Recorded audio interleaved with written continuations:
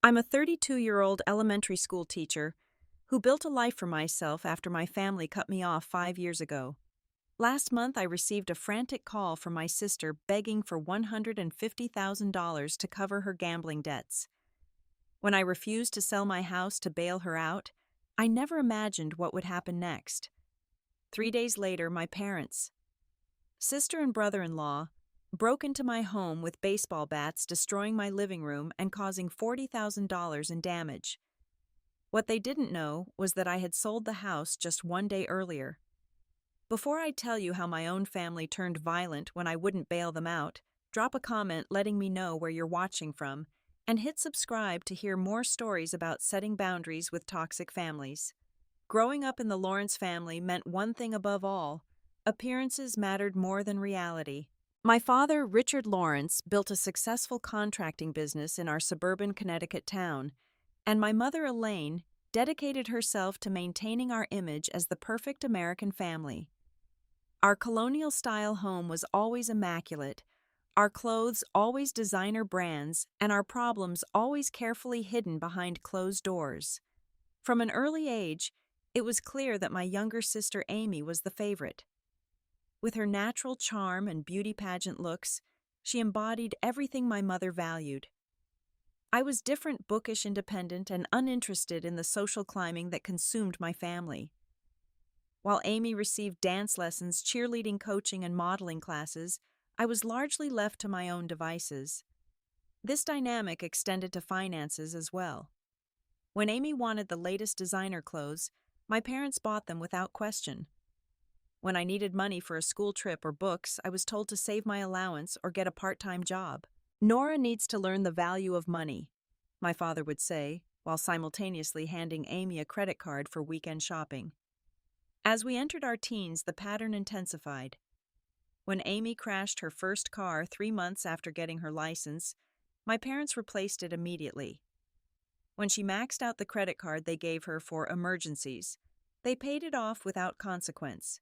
Meanwhile, I worked weekends at the local library and summers at a day camp, saving every dollar I could for college. My parents had made it clear that while they would pay for Amy's education in full, they expected me to contribute substantially to mine. I graduated high school with a 4.0 GPA and earned a partial scholarship to a state university, but still needed to cover thousands in expenses. I took out minimal loans and worked 3 part-time jobs during college morning shifts at a coffee shop, afternoon tutoring, and weekend retail. I barely slept, but I managed to graduate with a teaching degree and only $20,000 in student debt, a fraction of what it could have been. After graduation, I accepted a position teaching 4th grade in a small town about 2 hours from my family home. The distance was intentional. The modest salary meant living with roommates at first, but I budgeted carefully, putting aside money each month toward eventually owning a home. Meanwhile, Amy dropped out of college after changing her major 4 times and moved back home, where my parents supported her completely. As I built my independent life, the financial requests from my family became more frequent and demanding. Amy needed money for a spontaneous vacation. Mom needed me to chip in for a country club membership. Dad expected a loan to upgrade his boat. Each time I politely declined, explaining that my teacher's salary and saving goals didn't allow for such expenses. Each refusal was met with increasing hostility and guilt trips about family loyalty. Still, I persevered. After 5 years of saving, I had finally accumulated enough for a down payment on a small house. It wasn't much compared to my parents' home, but it was mine, and that meant everything to me. Little did I know that my modest achievement would become the catalyst for the final fracture with my family. The ultimate breaking point came 3 years ago at Amy's lavish wedding to her boyfriend, Jackson, the son of one of my father's business associates. The 6-month engagement had been a whirlwind of extravagant planning, with my parents sparing no expense for their favorite daughter's special day. Though I had been named a bridesmaid, I was excluded from most of the planning and pre-wedding events due to my teaching schedule and distance from home. This arrangement suited me fine, as I had little interest in the excessive celebration that was unfolding. I had saved $1,000 as a wedding gift, which felt generous given my salary. 2 weeks before the wedding, my mother called with what she termed a family expectation. Your father and I have discussed it, and we need you to contribute $15,000 to the wedding, she stated matter-of-factly, as if requesting I pick up milk on the way home. $15,000, I gasped. Mom, that's impossible. That's almost all of my house down payment savings. Well, that's what we've determined is your fair share. Amy is your only sister, and this is her special day. Family comes first, Nora. When I tried to explain that I simply didn't have that kind of money to give, the conversation quickly deteriorated. My mother accused me of being selfish and jealous of my sister. When I stood firm, she put my father on the phone. Listen here, he barked. We've carried you your whole life, and now it's time to pay your dues. You either contribute to this wedding like a proper family member, or you can consider yourself no longer part of this family. It was the easiest and hardest decision I ever made. Then I guess I'm no longer part of the family, I said, my voice shaking but resolute. I didn't attend the wedding. My phone was flooded with angry messages from relatives calling me selfish and heartless.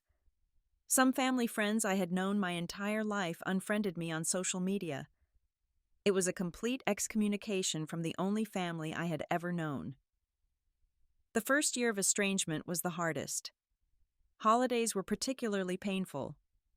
Thanksgiving spent with a colleague's family where I felt like an outsider, Christmas morning alone in my apartment, opening no presents. There were moments when the loneliness became so acute that I questioned my decision. But each time I considered reaching out, I remembered the years of emotional manipulation and financial exploitation, and I held firm. Therapy became my lifeline. My counselor, Dr. Mercer, helped me understand the dynamics of my family system and recognize that what I had experienced wasn't normal or healthy. What you're feeling is grief, she explained. You're mourning the family you wanted but never had. Gradually, I built what therapists call a chosen family. Sarah and Miguel, fellow teachers who became my closest friends. Mrs. Abernathy, an elderly neighbor who invited me for Sunday dinners. The parents of my students who included me in their family celebrations. These connections helped fill the void left by my biological family. Professionally, I thrived. I was twice named Teacher of the Month at Oak Ridge Elementary, and my fourth graders consistently showed above average improvement in reading scores. The principal mentioned potential for advancement to a curriculum specialist position if I continued on my current trajectory. 2 years after the cutoff, I finally had enough saved for a down payment again. I purchased a small 2-bedroom bungalow in a quiet neighborhood. It needed work, but the bones were good. Weekend by weekend, my friends and I painted walls, replaced fixtures, and refinished floors. Miguel, who had renovation experience, taught me to install tile in the bathroom. Sarah helped me plant a small garden in the backyard. Every nail I hammered, every wall I painted, felt like an affirmation of my independence. This house represented everything I had fought for: safety, autonomy, and the right to define my own life on my own terms. It was more than a building. It was tangible proof that I could stand on my own without my family's conditional support. For 2 years, I lived peacefully in my home, building my career and nurturing my chosen relationships. Then, out of the blue, the past came calling. The call came at 11:30 on a Tuesday night. I was grading papers when my phone lit up with a number I hadn't seen in 5 years, but instantly recognized Amy's cell. My heart raced as I debated whether to answer. Curiosity won out. Hello? Nora. Oh, thank God you answered. Amy's voice was ragged, punctuated by sobs. I need your help. I'm in serious trouble. Over the next 20 minutes, she unloaded a story that seemed pulled from a bad movie. According to Amy, she had developed a gambling problem over the past few years. What started as occasional casino trips with Jackson had escalated to online poker and sports betting. Now she was $150,000 in debt to people who were not the kind you want to owe money to. They've threatened us, Nora. They know where we live, where our parents live. I'm scared for our safety. When I asked about our parents, Amy explained that they had experienced financial setbacks recently. Dad's contracting business had lost several major clients to competitors offering lower bids, and they had already helped Amy with smaller gambling debts in the past. "You're my only hope," she pleaded. "You always save everything. You must have equity in your house by now. You could sell it or take out a loan against it." The conversation left me shaken and conflicted. Despite everything, Amy was still my sister. The thought of her in danger was disturbing, but something didn't add up. Why would loan sharks extend such a massive line of credit to someone without significant assets? "I need time to think about this," I told her. "Let me look into some options and I'll call you back." The next morning, I called in sick to work and began investigating. First, I consulted an old high school friend who had become a financial advisor. Without mentioning names, I outlined the situation. "This sounds fishy," he said. "Legitimate lenders don't extend that kind of credit without collateral, and illegal ones typically cut people off much sooner. Either there's more to the story or someone's exaggerating." Next, I reached out to a mutual acquaintance who still moved in the same social circles as my family. What she told me was illuminating. Amy had indeed been gambling for years, but the situation was more complex than presented. She had borrowed from multiple sources, including family friends, distant relatives, and yes, some questionable lending operations. Most importantly, I learned that my parents had bailed her out at least 3 times before with increasingly large sums. The most revealing information came from Jackson's cousin, who contacted me through social media after hearing I was asking questions. The original loan had been for $50,000, but had tripled due to predatory interest rates and penalties. Furthermore, Amy and Jackson had recently purchased a luxury SUV and taken an expensive vacation to Cancun, even as their debt mounted. I consulted with my financial advisor again, this time with the full picture. He was blunt in his assessment. Even if you wanted to help, selling your house in this market would take weeks, possibly months. A home equity loan would be faster, but would still take time to process and would put your financial security at serious risk. After 3 days of deliberation and consultation, I made my decision. I called Amy back. "I've looked into this thoroughly, and I can't help in the way you're asking," I said as gently as possible. "I can't jeopardize my home and financial future, especially given the pattern of behavior here. But I can help you find resources for gambling addiction and financial counseling." Amy's response was immediate and explosive. Gone was the tearful, frightened sister. In her place was a furious woman hurling accusations and threats. "You selfish bitch! After everything our family did for you. You're going to let me suffer when you could easily help. You'll regret this, Nora. I swear to God, you'll regret this." She hung up before I could respond. A pit formed in my stomach as I realized this was far from over. The week following my refusal to Amy was a nightmare of escalating threats. My phone buzzed constantly with messages from family members I hadn't spoken to in years. My father left a voicemail that chilled me to the bone. "You've turned your back on this family for the last time, Nora. You think you're so independent. You think that little house makes you special. You're going to regret this decision more than you can imagine."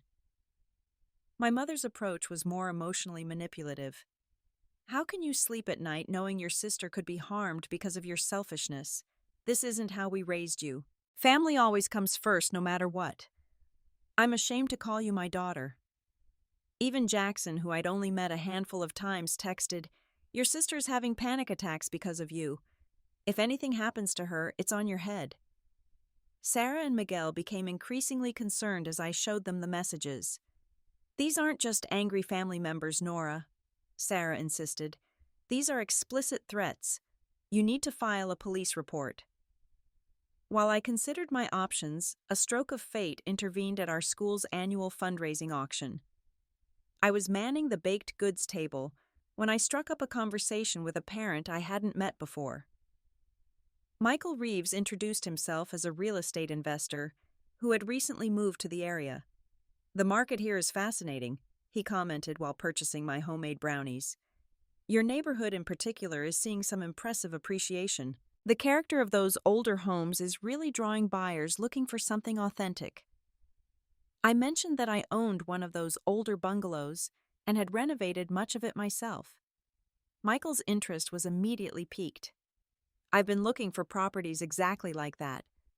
Most need so much work that the renovation costs eat up the profit margin. But one that's already been updated, that's gold in this market. What began as casual conversation quickly turned serious when Michael asked if I'd ever consider selling.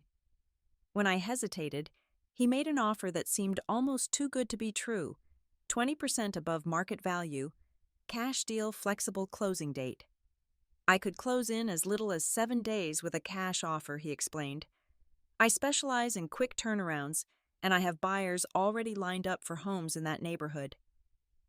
Driving home that evening, my mind raced. With the threatening messages increasing daily, the idea of selling and moving somewhere my family couldn't find me held undeniable appeal. The timing seemed almost providential. After a sleepless night of deliberation, I called Michael the next morning and accepted his offer. What followed was a whirlwind of paperwork inspections and preparations. Because of the cash offer, we were able to expedite everything.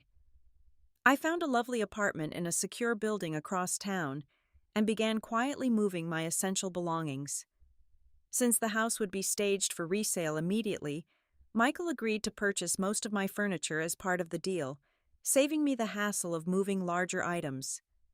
We agreed I could leave everything in place for the staging photographer. The closing happened just 6 days after our initial conversation. I signed the final papers on a Friday afternoon, handed Michael the keys, and officially became an apartment dweller again. Though it felt strange to leave my beloved home, the substantial profit cushioned the blow, and the timing couldn't have been better given my family situation. Because of the years of estrangement, my family had no way of knowing I'd sold the house.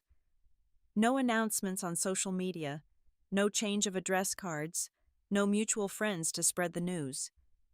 As far as they knew, I was still living in the little bungalow on Maple Street.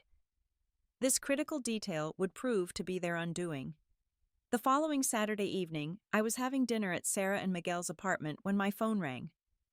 It was Mrs. Peterson, my former neighbor from across the street. "Nora, dear, I don't know what's happening, but there are people breaking into your house right now. I've called the police already." My blood ran cold. What do they look like?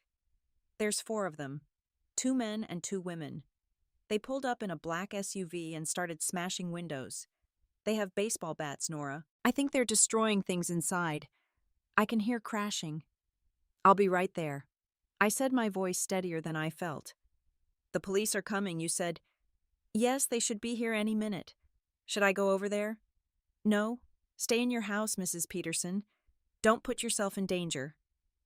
I explained the situation to Sarah and Miguel, who immediately grabbed their car keys. "You're not going alone," Miguel said firmly. We arrived at my former house just as the police were pulling up.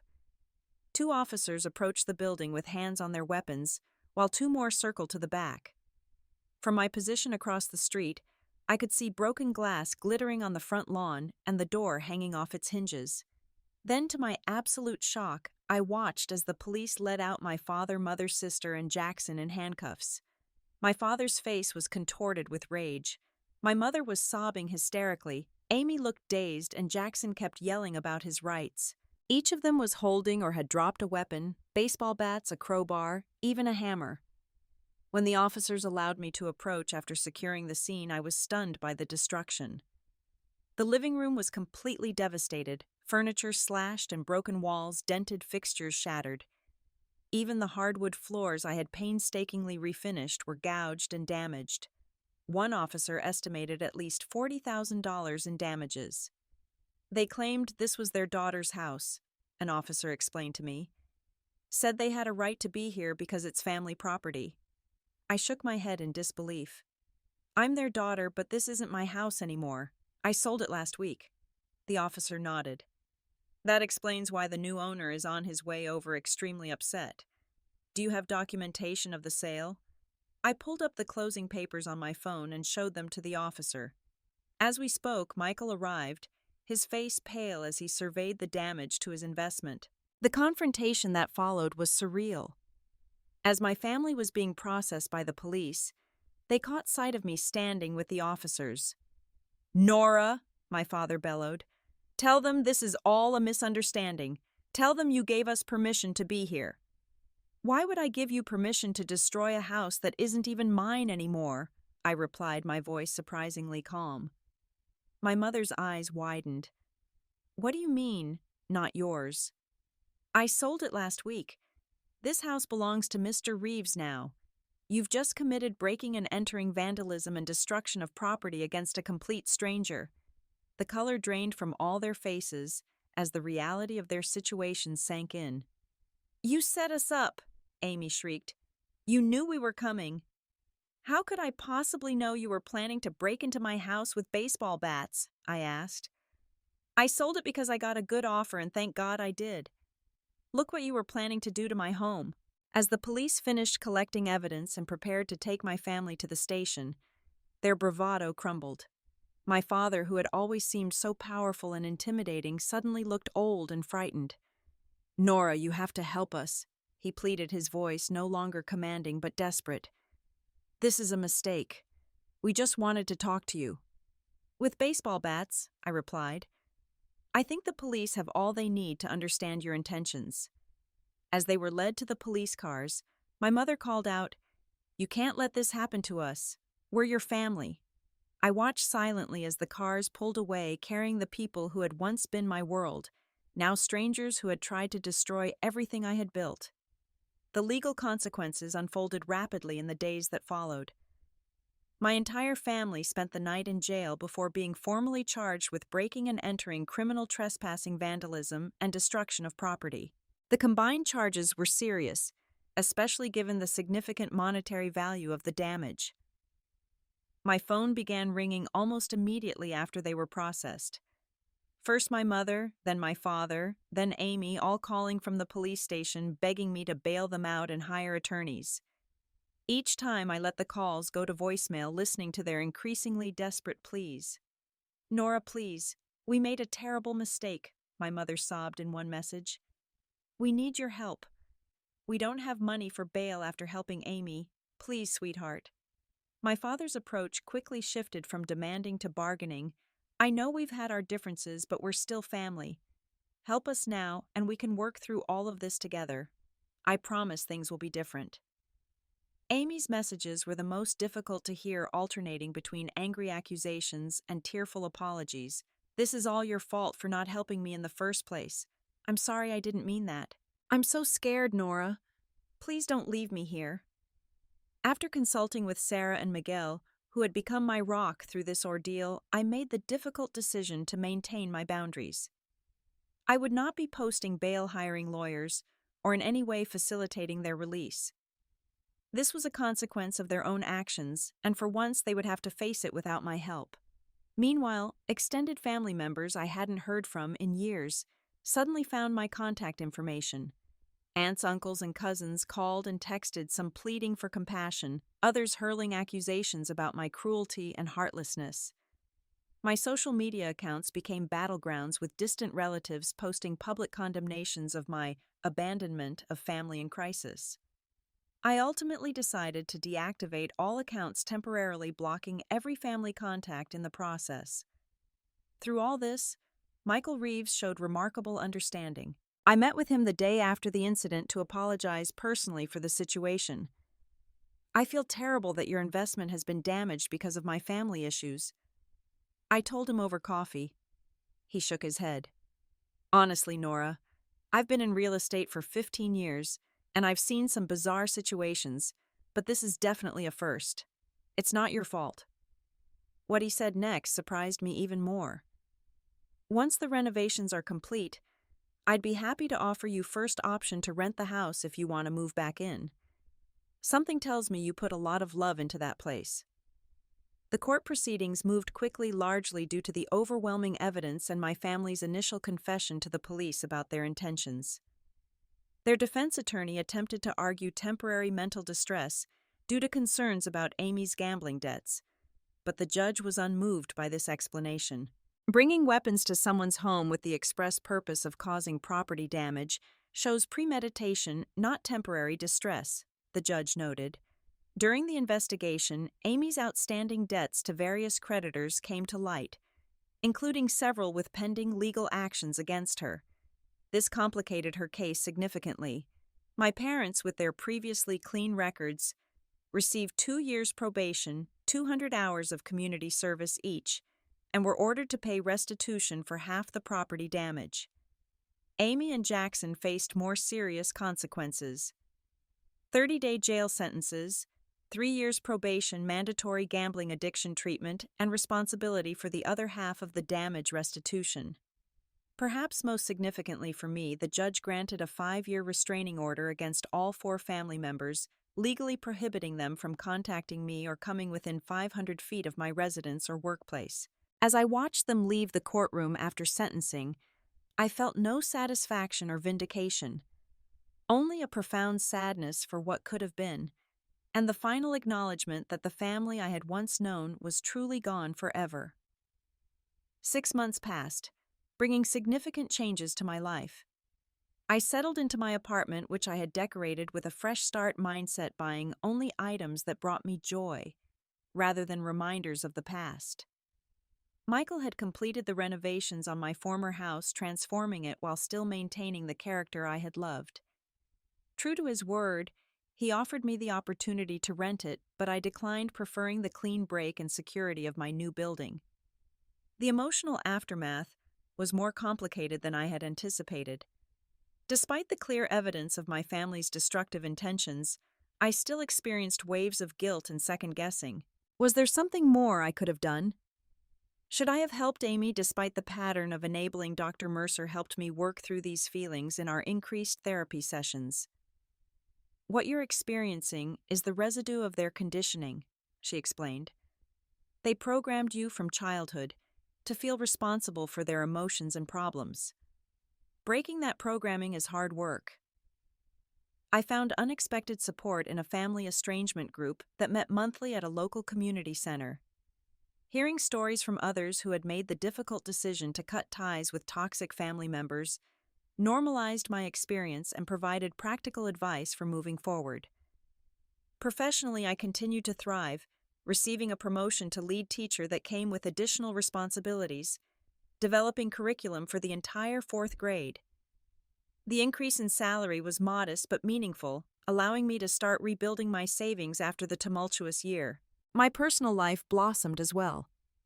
I began dating Eric, a science teacher from a neighboring school, who demonstrated a level of respect for my boundaries and independence that I had never experienced in a relationship before.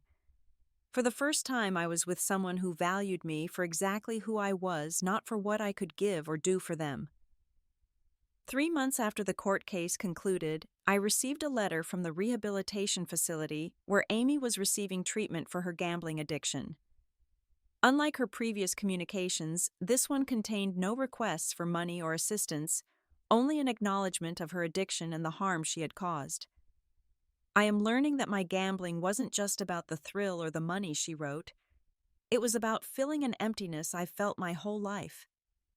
I'm starting to understand that the way our parents raised us created unhealthy patterns for both of us in different ways. I'm not asking for forgiveness or reconciliation. I just wanted you to know that I'm finally getting help. I appreciated her insight, but maintained my boundaries. I sent a brief reply wishing her well in her recovery journey, but made no promises about future contact.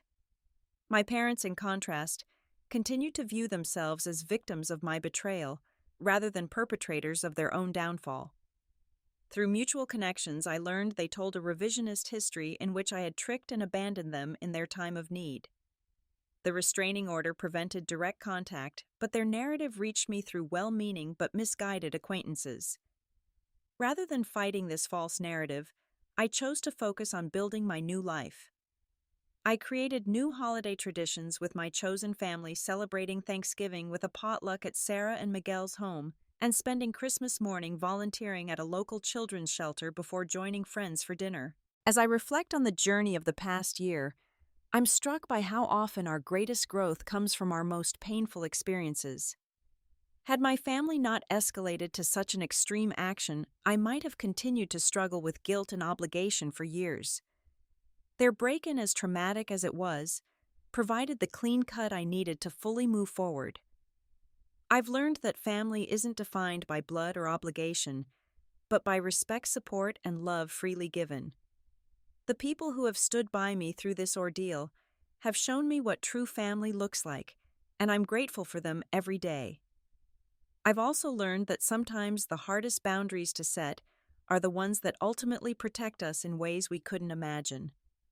By refusing to sacrifice my home and financial security to enable my sister's addiction, I unknowingly saved myself from being homeless when their plan to destroy my property materialized. Looking toward the future, I feel a sense of optimism and strength I've never known before. The path hasn't been easy, but it has led me to a place of authentic peace and self-respect that no amount of family approval could have provided. Have you ever had to set difficult boundaries with family members who didn't respect your independence? How did you handle the guilt and pressure that often comes with standing your ground? Share your experiences in the comments below.